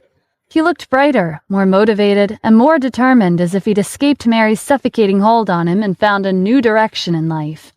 And more importantly, he looked happier. Stephen was glad that Noah's life had taken a turn for the better. On one particular day, Stephen overheard a conversation between Noah and his colleague. It's a shame I haven't mastered the technology required to perfect the medical device yet. Stephen went over and patted Noah's shoulder. Don't worry, Richard explained it to me back then. Really? If that's the case, then we can continue where we left off when the Felicity Corporation was still around. That's right. The finished product will be an upgrade from what's currently on the market. 6 years ago, Felicity Corporation had plans to enter the medical device market, but Stephen disappeared, and the company merged with the Klein Group before they had a chance. With Stephen's input, it didn't take long for Noah and his team to complete the final product. Like they had planned 6 years ago, the Wyvern Group had successfully made a name for themselves in the medical device market with a groundbreaking invention. While the research and development department was celebrating, Stephen received a call from Kim. Remember Jasmine? She's one of my friends from university. She'll be arriving at 3 o'clock in the afternoon. I can't leave the company right now. Can you pick her up for me? Kim had mentioned Jasmine a few times before. He'd never met her. All he knew about her was that she was an intelligent bookworm. At 3 o'clock, Stephen was at the airport, holding up a sign that read, "Welcome to Santa Ana, Jasmine." A woman with long blonde hair with a pink suitcase approached him. She was tall, and she was dressed very stylishly. Jasmine took off her sunglasses. Are you Kim's husband, Stephen? Yes, that's me. You and Kim don't suit each other. Jasmine was unexpectedly direct during their first meeting, but since she was Kim's good friend, Stephen decided to stay quiet. Without waiting for his response, Jasmine placed her suitcase in front of him and tapped the handle, motioning for him to take her luggage. Where's the car? Stephen pointed to the exit, and Jasmine walked away without waiting for him. Not only was she domineering, but she was also treating him like a servant. Stephen dragged the suitcase with him as he ran to catch up with her. He didn't know how much luggage Jasmine would be bringing with her, so instead of driving the Maserati to the airport, he'd asked Captain Floyd to lend him his Jeep. While Stephen was stuffing the suitcase in the trunk, Jasmine scrutinized the car. So, this is it. I must admit, it suits you. Her words were harsh, but Stephen ignored her. After they both got in the car, he asked, Where are you headed? Jasmine took out a mirror and touched up her makeup. I've been on the plane for so many hours. I'm famished. Bring me to a restaurant. Stephen drove to a random restaurant located at the heart of the city. Coincidentally, this restaurant was one of the Commerce Guild's businesses, and Andrew was the current owner. Jasmine got out of the car and admired the beautiful sign. This is a famous high-end restaurant in Santa Ana. I heard it's owned by the Commerce Guild, and recently it was purchased by the wealthy Andrew Hendricks. Stephen was impressed. Sounds like you're up to date with the news in Santa Ana, even though you've just came from abroad. Of course, I'm planning to get a job here, so I have to do my research ahead of time to get a clear picture of what's going on in the city. From what you're saying, it sounds like you're planning on staying in Santa Ana. I am. The Wyvern Group is recruiting a vice president. That's my goal. Mr. Lucero was able to acquire the company in one night, and not even the Commerce Guild stood a chance against him. He's my role model. I believe that with my experience, becoming the vice president and Mr. Lucero's assistant is a given. Jasmine was confident, but she had no idea that she was talking to the owner of the Wyvern Group himself. He would be making the final decision. They went into the restaurant and sat at a table near the window. The waiter handed them each a menu. Before Stephen had a chance to look it over, Jasmine was already ordering. French baked snail, cold braised beef, potato salad, black pepper steak, fried salmon. In one breath, she ordered about 7 to 8 dishes. "Are you sure you can finish it all?" Stephen asked in disbelief. Jasmine handed the menu back to the waiter. "That's none of your business." She folded her hands on the table and put on a serious expression. "When are you and Kim going to divorce?" Stephen almost choked on his water. "What? Why would we get a divorce?" "Because you're not worthy of her," Jasmine continued without giving Stephen a chance to speak. "Look, in Los Angeles, Kim's the successor of the Cassidy family, and she's also the vice president of the Cassidy Group. In Santa Ana, she's the successor of the Haynes family, and she's also the vice president of Haynes Industries. She's the successor of 2 prominent families. Her life is completely changed. She deals with people from the upper classes on a daily basis. Compared to her, you do nothing all day long. You're ruining her reputation. Even if you don't want to, sooner or later, you and Kim will get a divorce." Stephen smiled. "What you said makes a lot of sense, but what if I were to tell you that Kim got to where she is today partly because of me?" "You sure know how to boast. If you had that kind of ability, you wouldn't have been called a freeloading, good-for-nothing husband all these years." Jasmine's answer also made sense, and Stephen had nothing to say. A few minutes later, all of the dishes that Jasmine had ordered were served. Instead of digging in, she kept glancing at the door. "Why isn't Kim here yet?" Jasmine's phone rang. Kim was calling. Hey, Jasmine, I'm in front of the restaurant. "Why aren't you coming in?" This isn't your typical restaurant. Usually you need to make a reservation in advance just to have a meal. I don't have one, so I'm not allowed to go inside. And even if you're a guest of one of the customers, they have to inform the restaurant ahead of time. Kim said. "Oh, I didn't know about that," Jasmine said. But as someone who frequented high-end restaurants all year round, she wasn't that surprised by the strict regulations. However, Jasmine was surprised when the waiter informed her that if she wanted to invite a guest inside temporarily, she would have to pay a deposit of at least $1,000. And she was even more shocked by the cost of the dishes on their table. Their total was $10,000. "You're crazy, Stephen. We were supposed to have a simple meal, but you actually took us here and wasted Kim's money." Stephen was speechless. She was the one who'd ordered the dishes. Why was she blaming him? "It's not Kim's money. A freeloading husband like me, who has no status at home in Los Angeles or Santa Ana, is treating you to a meal. Whether you believe me or not is up to you." Jasmine gave him a confused look. That didn't seem to be the case. But where was all this money coming from? While Jasmine was trying to make sense of the situation, Stephen waved for the waiter to come closer. The waiter lowered his head, and Stephen whispered into his ear. The waiter left, and less than 1 minute later, he came back with a man who appeared to be the manager of the restaurant. "Mr. Adams, I'm so sorry. This was a major mistake on our part." The manager turned to the waiter and scolded him. "What are you waiting for? Hurry up and invite Miss Kim inside." Before the waiter had a chance to say or do anything, the manager said, "Forget it, I'll do it myself." The manager trotted to the front door and welcomed Kim into the restaurant with great enthusiasm. Jasmine watched him in surprise. The waiter had told her that inviting guests inside temporarily would require a deposit of $10,000. From the looks of it, the manager was treating Kim like a VIP. Kim was the vice president of Haynes Industries, but this was a high-end restaurant with strict regulations. Was the manager acting like that because of Stephen? The situation was getting stranger and stranger. Kim was just as confused as Jasmine when she approached their table. The manager even took the initiative to pull out the chair for her. "Miss Kim, please, have a seat." Kim was baffled at his respectful attitude. Was this the norm here? After Kim took her seat, the waiter served more dishes, one after another until the table was full. Jasmine stared at the dishes. They appeared to be top-notch cuisine, the kind that cost tens of thousands or even hundreds of thousands per serving. "Excuse me, we didn't order these dishes." "They're on the house," the manager said. Tens of thousands or even hundreds of thousands of dollars worth of dishes for free? Jasmine was dumbfounded. The manager stole a glance at Stephen, who smiled at him. The manager quickly looked away.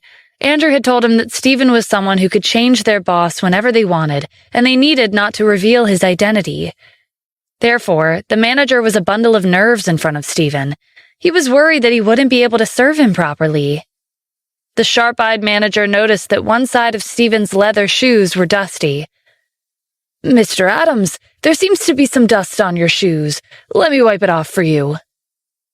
The manager took out his handkerchief and bent down to wipe Stephen's shoes, but it didn't end there. He even carefully wiped the sleeves of Stephen's $1,000 suit.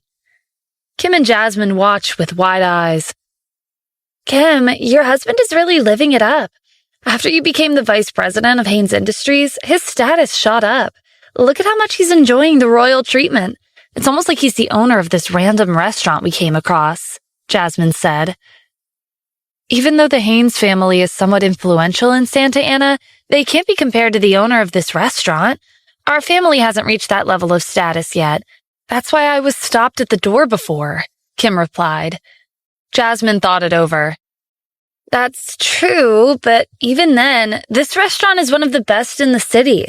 The manager's treating Stephen with such care. I don't believe a good-for-nothing husband would be that competent." Suddenly, understanding crossed Jasmine's face. "I see. It's probably because of me. I'm a beautiful and talented woman who just arrived in Santa Ana from abroad. Soon, I'll be joining the Wyvern Group. They must have caught wind of that, so they're treating us with concern to win my favor." Stephen was at a loss for words. Jasmine's imagination was wild. After living abroad for so long, did she think she was above everyone else? Even Kim was giving her an incredulous look. After a short moment of surprise, Kim asked Jasmine about her plans. "Will you be staying in Santa Ana from now on? We can help each other." Jasmine nodded. "When I become the vice president, I'll do my best to develop Hanes Industries together with the Wyvern Group. I heard that the Commerce Guild was helpless in the face of Mr. Lucero. He's a rising and powerful force to be reckoned with in Santa Ana's economy. Ever since then, I've been waiting to meet with him. Actually, I've been wondering if he was actually human. What if he transforms into an alien with 3 heads and 6 arms?" Kim and Stephen laughed at her ridiculous theory. "Unfortunately, Mr. Lucero isn't well versed in the art of transformation, nor does he have 3 heads and 6 arms, Stephen said. "But I think you'll be interested in his boss who works behind the scenes." "You're making it sound like you're close with Mr. Lucero. Don't tell me you're the boss behind the scenes." "Yeah, I am." "Stop bragging. Kim, look at this husband of yours. When you have time, get a divorce. He doesn't suit you." Stephen sighed inwardly. Was it Jasmine's life goal to make their divorce? "No, Stephen and I aren't getting a divorce. We've already decided to marry 3 years ago. Regardless of what kind of person he is, I won't leave him," Kim replied. "Kim, listen to me. He doesn't deserve you. Are you worried that Stephen will have to live on the streets? Or maybe you're worried that he'll force you to split your assets during the divorce. There's no need for that. With me here, he won't be able to take even a single cent of your money." "It's not like that. Let's stop talking about this." Jasmine didn't know why Kim was so hell-bent on staying with Stephen, but she conceded. "Okay, fine, I'll drop it." Jasmine turned to Stephen. "Kim and I haven't seen each other for a long time, so I have a lot to say. You can head back and pick us up later." Stephen frowned. Was she planning on chasing him away? He'd even treated her to a meal. Wasn't she a little too shameless and overbearing? Kim was the only one at this table who considered his feelings. Sorry, Stephen. Don't take it to heart. We haven't seen each other for a long time, so you might be bored while listening to our catch-up. Why don't you head home first? You don't have to pick us up. Since Kim had spoken, Stephen would leave them alone to talk. He decided to walk around the area instead of going home. When Kim and Jasmine finished their meal, he would come back and pick them up. Wandering around the heart of the city at night made for a relaxing stroll. The streets were bustling with crowds of friends and families, even though it was getting late. Stephen had been busy with the company lately. It was rare for him to have time to himself. He wondered what obstacle life would throw at him next. After the incident with Alaric and Melinda, there hadn't been any more movements from the Addams family. But that wouldn't have been the end, because Melinda had run back to Washington, D.C. after Stephen defeated her. The rare times of peace between each confrontation with the Addams family were like the calm before the storm. Sooner or later, he would run into the Addams family for good. While Stephen was lost in his thoughts, he wandered to a plaza. It was lively here. There was a group of performers dancing at the center. The loud music drowned out an urgent cry for help.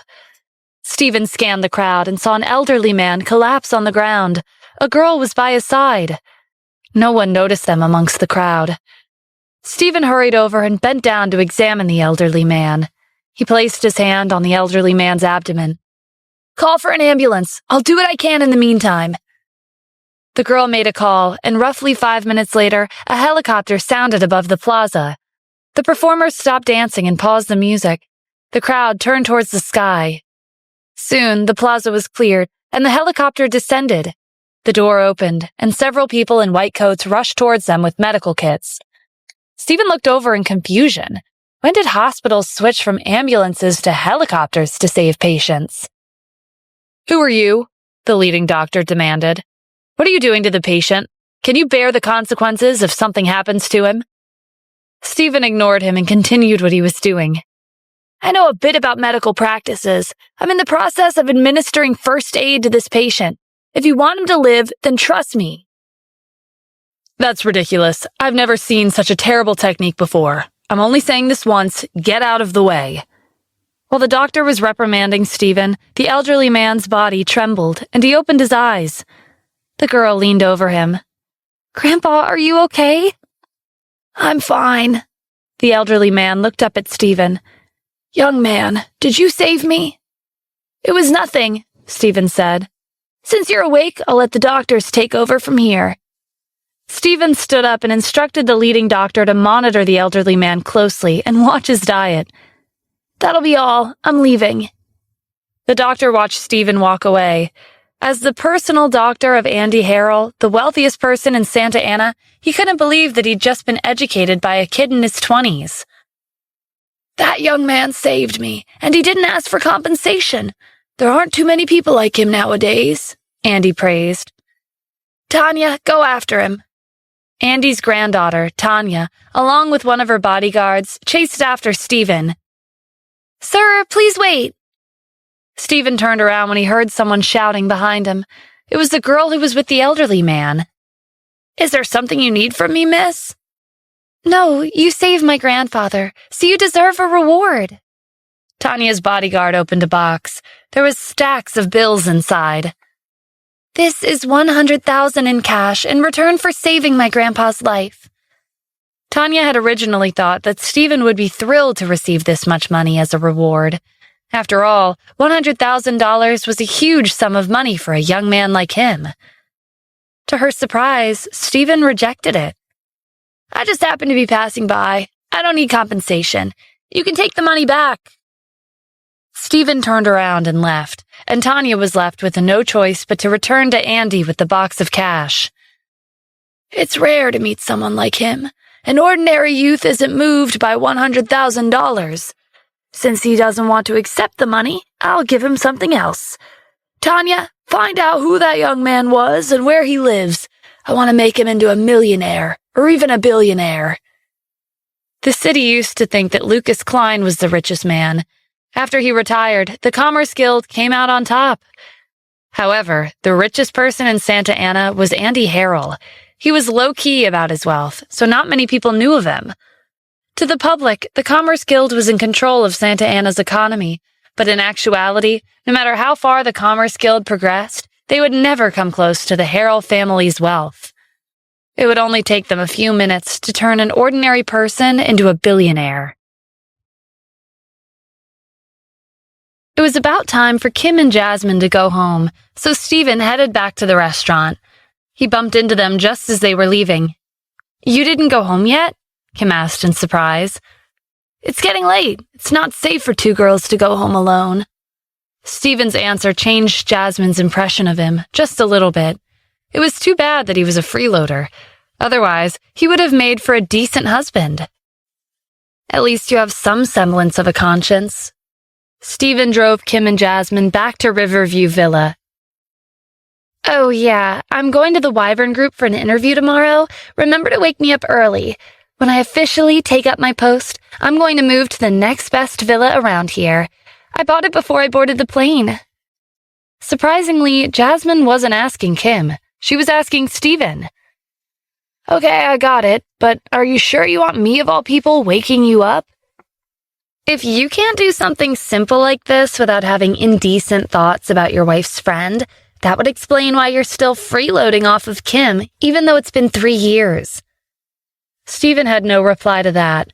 For the entire day, ever since he'd met her, she just had to get the last word in. Kim got in between them. "All right, that's enough. Stop fighting. I'll be waking up a bit later, so I'll ask Stephen to wake you up tomorrow." Kim didn't think too much about letting her husband enter another woman's room, because she and Jasmine were very close. They were like sisters. The next day, Stephen woke up early and prepared breakfast. He looked at the time as he was taking off his apron. There was still no movement from Jasmine's room. Stephen heaved a sigh and knocked on her door. There was no response. After knocking a few more times, there was still no response. He sighed again and shook his head. She's so lazy. Stephen turned the doorknob and entered the room. He stood next to the bed and peered down at the lump under the blanket. "Wake up! It's morning already!" Jasmine was startled awake by his loud voice. She fumbled and sat up abruptly. Her blankets unraveled and slipped downward. Jasmine's eyes widened upon making eye contact with Stephen. A series of screaming ensued. Kim had just woken up. She was heading to the bathroom to wash up when she heard Jasmine screaming. When Kim rushed to her room, she found Jasmine sitting on the bed, clutching the blanket tightly around herself. "Kim, does your husband not know manners? How could he enter a lady's room?" Stephen rolled his eyes. "How was I supposed to know you sleep naked?" "Who let you into my room?" Jasmine snapped. "I knocked on the door many times, but you didn't respond. How was I supposed to wake you up if I didn't come in?" Kim was used to Jasmine's temperament. "All right, hurry up and get out of bed. If you don't get up soon, you'll be late for the interview." Then she turned to Stephen. "As for you, please don't enter her room next time." Stephen was at a loss as he pushed out of her room. He was just heeding Jasmine's request to wake her up. Why did everything that involved her turn out so complicated? After breakfast, Stephen dropped Kim off at Haynes Industries before heading to the Wyvern Group with Jasmine. Today was the Wyvern Group's interview. All of the candidates had come early. Jasmine was surprised when Stephen got out of the car and put on his security guard uniform. "I didn't expect you to be the Wyvern Group's director of the security department. I underestimated you." Stephen chuckled. "That's right." Jasmine's impressed tone disappeared as quickly as it came. "Enjoy your work while it lasts. When I become the vice president, I'll definitely fire you." Stephen stared at her in confusion. It seemed like there was no point in trying to make sense of her actions or her words. "Sure, you can try if you want to," he said. They went their separate ways as they entered the building. Stephen used the excuse of patrolling to head up to the CEO's office. "Mr. Adams, all of the interviewees arrived early," Dennis said as soon as Stephen walked in the door. "They've been waiting in the hall for a while now. Should we start the interviews?" "No, there's no need for that. We'll start at the scheduled time. The fact that they came early indicates that they're punctual and responsible. There may be many talented people in this city, but not everyone would come this early for an interview." "I understand," Dennis said. "By the way, I was looking over the list of applicants, and there's one person who's had experience working in one of the top 500 enterprises in the world. I'm one of the interviewers, but to be honest, I'm kind of nervous." Stephen laughed in amusement. "Dennis, you're not afraid of going up against thousands of enemies on the battlefield. Why are you getting stage fright because of one person?" Dennis touched the back of his neck sheepishly. "This and that are two different things." "Don't worry, I'll be monitoring the interview. You just have to sit there and ask questions according to my instructions." Based on Stephen's arrangement, the first round of interviews involved the vice president position. Each applicant would draw lots and enter the room according to their number. Jasmine was the first applicant to be interviewed. Dennis was sitting in a large room, accompanied by two of Wyvern Group's executives. The three of them were aware that Stephen was watching the interviews from the CEO's office. Dennis looked up from the document on his desk when Jasmine entered the room. He motioned for her to take a seat. "Jasmine Cruz, correct? I'm Dennis Lucero. I'm the CEO of the Wyvern Group, and I'm also one of the interviewers for the position of vice president." Jasmine couldn't help but be a little nervous when she saw Dennis in person. "Hello, Mr. Lucero." Dennis began the interview with a question from Stephen. "My first question is, what do you think about the future development of the Wyvern Group?" Even though the Wyvern Group is one of the most influential companies in Santa Ana, its achievements shouldn't be limited to the city alone. The company has released a successful medical device already, and we could make this our focus and develop an industrial chain across California, or even the entire country. With your capabilities, Mr. Lucero, I believe that the Wyvern Group would be able to reach the top 500 enterprises in the future. I'm experienced in this field, and I'm confident that as long as you trust in me, I will lead the Wyvern Group to your satisfaction." Stephen sent Dennis a text the second Jasmine finished. "She's the one." Jasmine may be overbearing and short-tempered at times, but her business philosophy was consistent with the company's goals. With Jasmine as the vice president, Dennis wouldn't have to do much, and Stephen could leave the company to her. "There are still more applicants after Jasmine. Are you sure you don't want to interview them?" Dennis replied. While he didn't know much about business, he did know the consequences of missing out on recruiting talents by not giving them a chance. "No, she's the best vice president I could think of. With her here, you and I won't have to worry about the Wyvern Group. For the remaining people who haven't been interviewed yet, they can apply for other positions." "Understood." Dennis set his phone on the table after receiving Stephen's instructions. He asked several more follow-up questions before announcing his decision. "Miss Jasmine, congratulations on passing the interview. You're now officially the Wyvern Group's vice president. Welcome to the company. I look forward to working with you. In addition, come to the CEO's office in 10 minutes. Jasmine was taken aback by how quickly the interview had ended. She was confident that she would succeed, albeit a bit nervous when she entered, but she hadn't expected to take over the position so soon. After the conclusion of the vice president's interview, the rest of the interviews didn't require Dennis to be present. He returned to the CEO's office. 10 minutes later, Jasmine knocked on the door.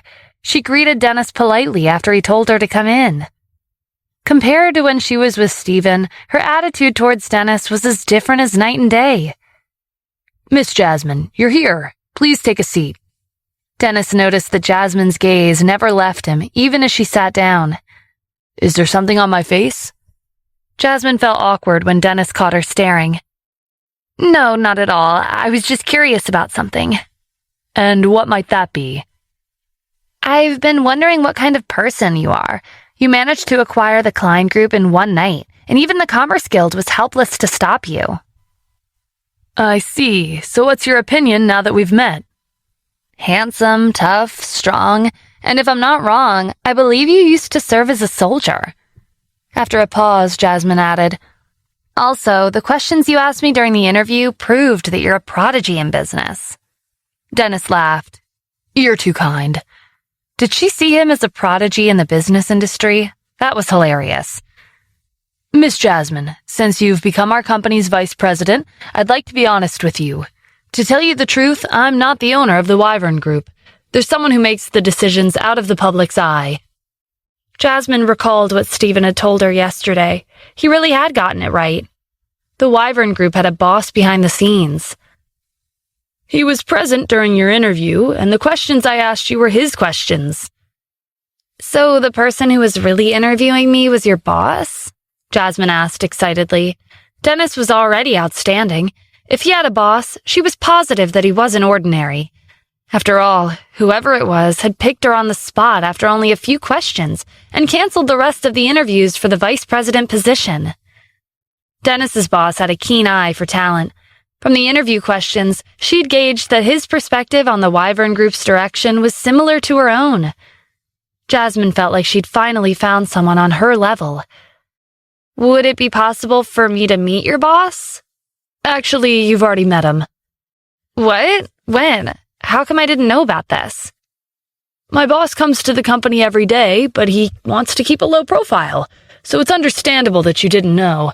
You don't have to meet him. He'll keep an eye on your work from the background. Don't worry, if you do a good job, he'll know about it." That's not what I meant." Before Jasmine could continue, Dennis moved on. "From now on, I hope you can give it your all to fulfill your duties as the vice president. The HR department will send you the contract later. My boss informed me that your annual salary will be $10 million, plus 10% of the performance commission. What do you think?" Jasmine was stunned at the prospect of a $10 million annual salary. She used to be an executive of one of the top 500 enterprises in the world, and her annual salary had only been slightly over $1 million. At the peak of her career, it had only reached $5 million. But the owner of the Wyvern Group was offering her $10 million and 10% of the performance commission. This was simply not an offer that an ordinary person could make. He had to be rich and an incredible person. Jasmine took a deep breath. "Mr. Lucero, please tell your boss that under my guidance, the Wyvern Group will reach new heights never before seen." Dennis nodded.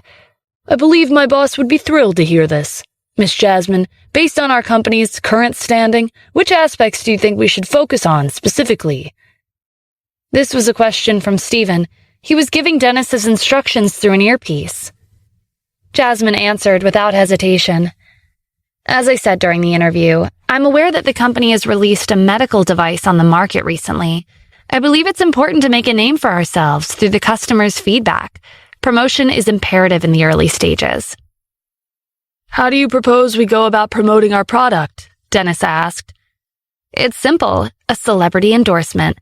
However, in some ways, I feel like online celebrities are more popular compared to traditional celebrities. For example, Naomi is a hot topic on the internet these days. She has millions of fans across the world. One simple live broadcast from her would rake in tens of millions. Her net worth may be expensive, but we could utilize her wide fan base to promote our medical device. Our reward will be far greater than our investment." "That sounds like a good idea," Dennis said. He waited for Stephen's reply before giving his approval. "You may proceed with this project. I'll leave the task of contacting Naomi to you." After Jasmine left the CEO's office, Stephen emerged from a hidden door at the back of the room. "What do you think, Dennis? The vice president I chose was capable, wasn't she?" "Yeah, with her here, we can take it easy. I don't even need to be here," Dennis said. Stephen could only nod along. It seemed like it would be difficult for Dennis to get used to being a figurehead CEO. "It's time for me to go out on patrol. I've been pushing it off for too long. I'll be found out if I don't head out now." Stephen ran into Jasmine in front of the building. "Did you get the job?" "Of course I did. Help me move my things after work. Once I take care of the paperwork, I'll be moving to the villa next to Kim's." "Sure," Stephen said. There was no helping it. Jasmine was Kim's best friend. When Stephen returned to Riverview Villa after his shift, he was greeted by a pile of boxes at home. Yesterday, Jasmine had stepped off the plane with one suitcase, but in a single day, there were more than 10 boxes filled with her belongings stacked up in the living room. These items were specially brought back from overseas. They were very expensive.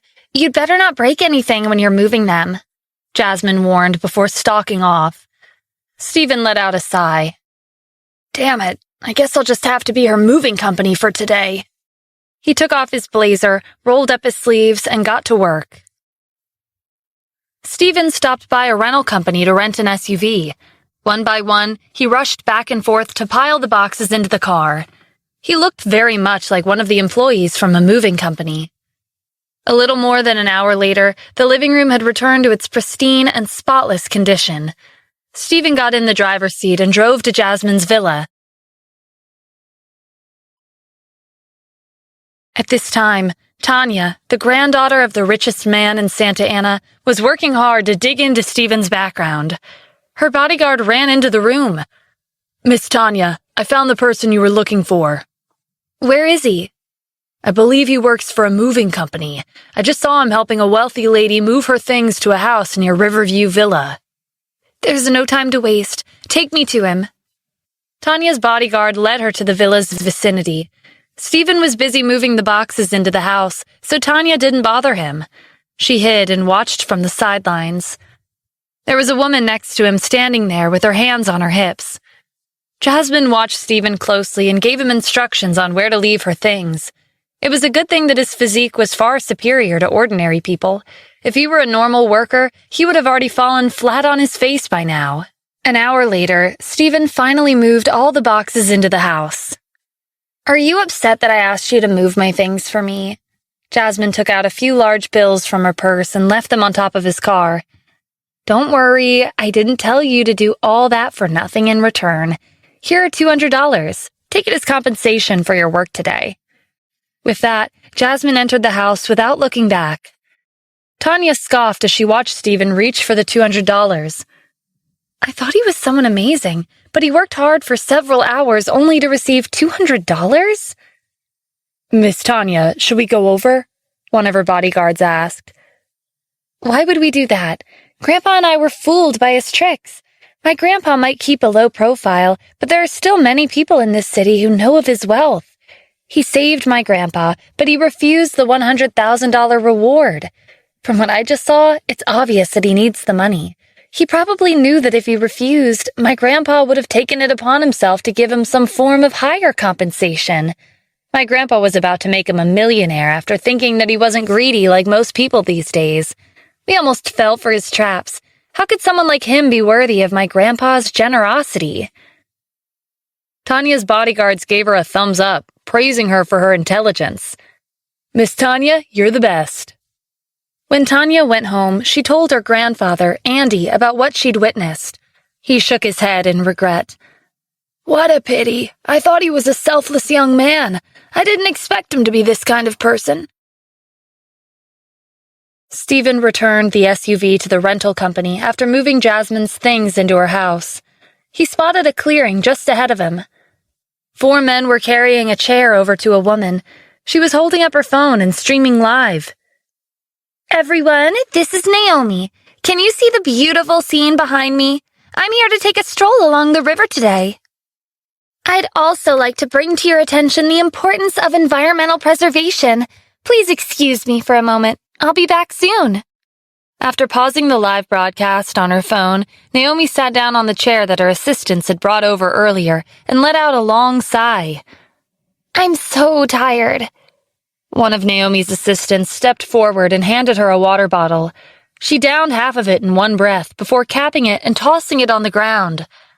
The bottle rolled along the grass and stopped by Stephen's feet.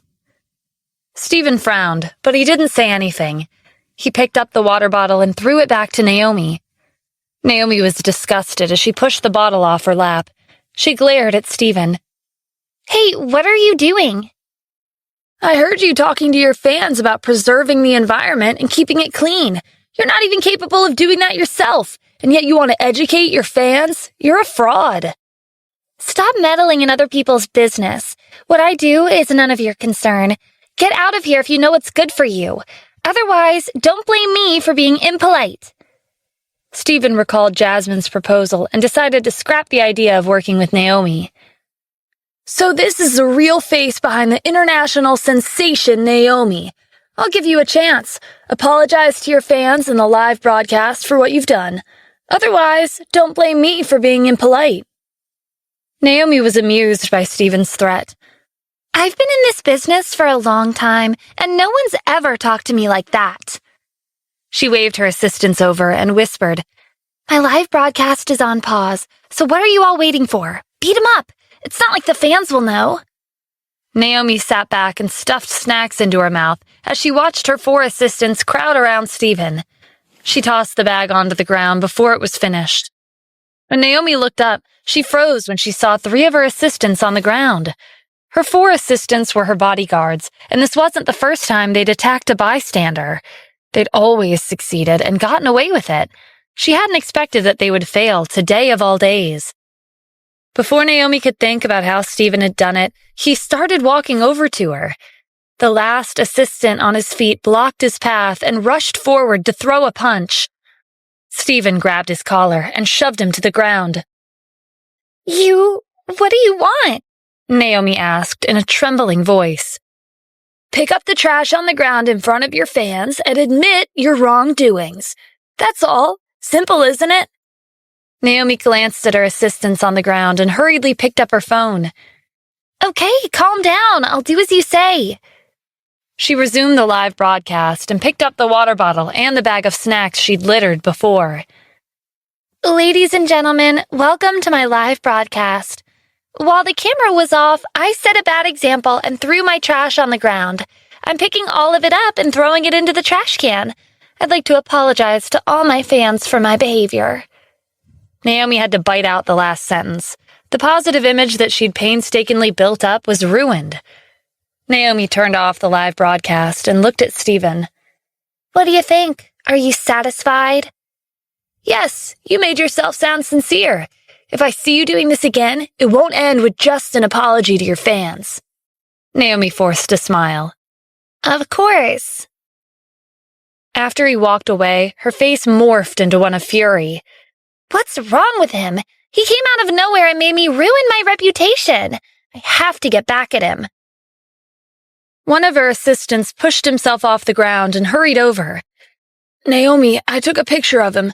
If we post his photo in your fan group, they'll be able to tell us who he is within minutes. You're a genius, Naomi praised. Why are you still standing around? Hurry up and post it. Seconds after Stephen's photo was posted, Naomi's millions of fans got to work. In less than a minute, his information was all over the forums. Naomi's assistant sent Stephen's information to her phone. So, he was the director of the security department at the Wyvern Group. No wonder he was so arrogant. Don't we have a product endorsement with them? Yes, we signed it this afternoon, the assistant said. Contact the Wyvern Group and tell them I want Stephen Adams to apologize to me in person. If they're not willing, then we'll terminate the endorsement contract. When Stephen returned to Riverview Villa, he was surprised to see Jasmine waiting for him. Judging from her serious expression, she had something important to tell him. Hey, why are you back? I helped you move less than an hour ago. Shouldn't you be enjoying your new home? I came back because I have something to say. Let me ask you this. Did you offend Naomi? If you're talking about that internet celebrity, then yes. She was ruining the environment around her, so I reprimanded her. What reprimanding? She's claiming that you beat her up and humiliated her in front of her fans.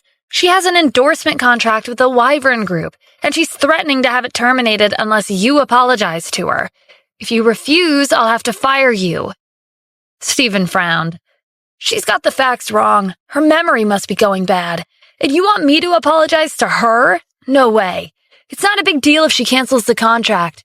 Even if she didn't bring it up, the Wyvern Group would have done it anyway. Our company won't tolerate morally corrupt celebrities like her. Jasmine crossed her arms. If I didn't know any better, from your tone, I would have thought that you were the owner of the Wyvern Group. If I say I'm the owner, would you believe me? Look, I was giving you a chance because you're Kim's husband, but you leave me with no choice. The first thing I'll do when I get to work tomorrow will be to fire you. You won't be able to do that, Stephen said. She would need the approval of Dennis's boss. Besides, I did nothing wrong. What mistake is there to apologize for? You're so infuriating. Jasmine picked up her purse and walked to the door. Just wait. Tomorrow, I'll fire you for sure. When Jasmine went to work the next day, she received bad news. Naomi announced that she would be unilaterally canceling the endorsement contract. After Naomi signed the contract with the Wyvern Group yesterday, sales of the medical device soared. The sales volume had even exceeded 10,000, but today it was sitting at 0. Most importantly, the public was supporting her.